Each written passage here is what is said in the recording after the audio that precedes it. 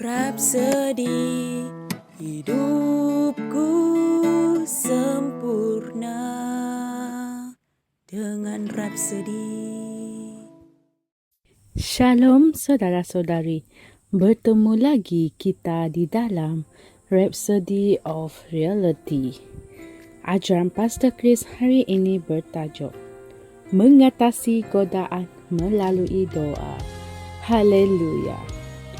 Ayat pembukaan kita diambil dari Lukas 22 ayat 39 hingga 42 yang berkata, sesampainya ke tempat itu, dia berkata kepada mereka, berdoalah supaya kamu tidak tergoda.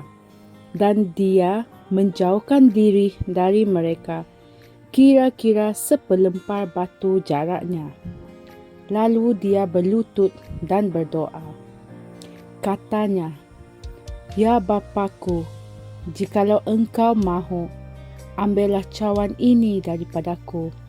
Tetapi bukanlah kehendakku, melainkan kehendak-Mu lah yang terjadi. Haleluya. Saudara-saudari, tidak ada orang yang dapat menunjukkan kuasa doa dalam mengatasi godaan sebaik Tuhan kita, Yesus. Dalam Ibrani 5 ayat 7 membuat kita tahu mengapa dia berdoa kepada Bapa seperti yang dia lakukan dalam kitab tema kita. Dia, Yesus, menjadi gerun untuk dipisahkan dari hadirat Bapa yang terang itu. Haleluya. Perpisahan daripada Bapa itulah yang dia tidak mahu alami walaupun sesaat. Oleh sebab itu, dia berlutut dan berdoa. Dan ketika dia melakukannya, sesuatu yang menakjubkan berlaku. Seorang malaikat dari syurga menampakkan diri kepadanya untuk menguatkan dia. Baca Lukas 22 ayat 43. Dalam ayat ke-44 berkata, dan ketika berada dalam penderitaan yang mendalam, dia, Yesus, semakin bersungguh-sungguh berdoa. Haleluya. Ingatlah, doa orang yang benar, yang bersungguh-sungguh, membuat kuasa yang luar biasa tersedia ada, dinamik dalam kerjanya. Baca Yakobus 5 ayat 16. Yesus yang sedang berada dalam kesakitan berdoa dengan lebih bersungguh-sungguh. Doanya begitu kuat sehingga Alkitab berkata, peluhnya menjadi seperti titik-titik darah yang jatuh ke tanah.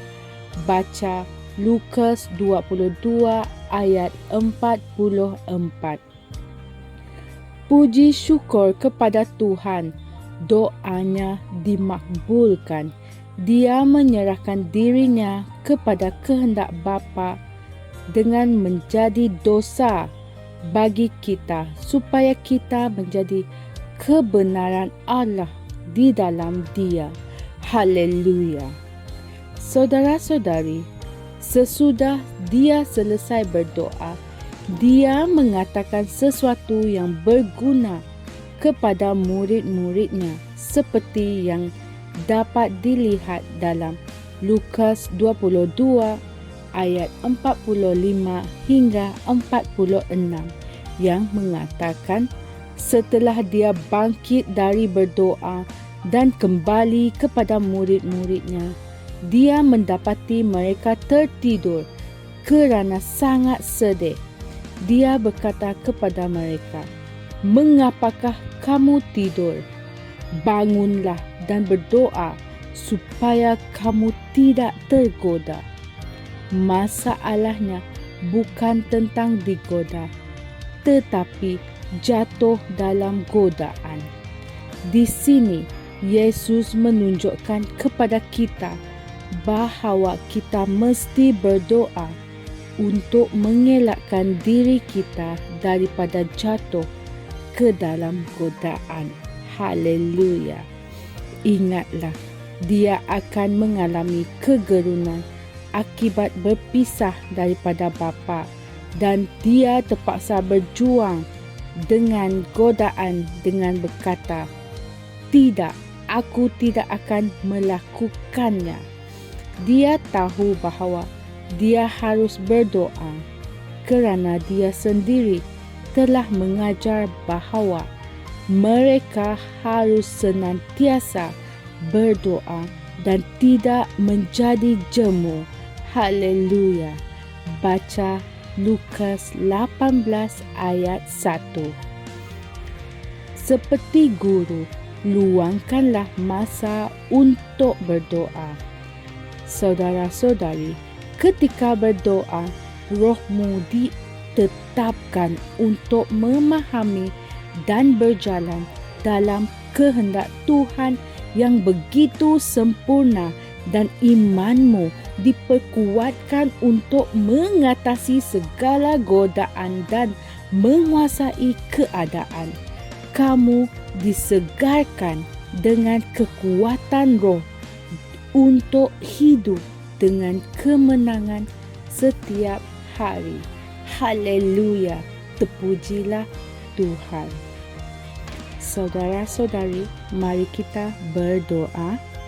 Ya Tuhan, terima kasih atas keistimewaan dan berkat untuk berdoa, yang merupakan satu tempat di mana rohku ditetapkan untuk memahami dan berjalan dalam kehendak-Mu yang sempurna selalu, dan imanku diperkuatkan untuk mengatasi godaan dan menguasai keadaan.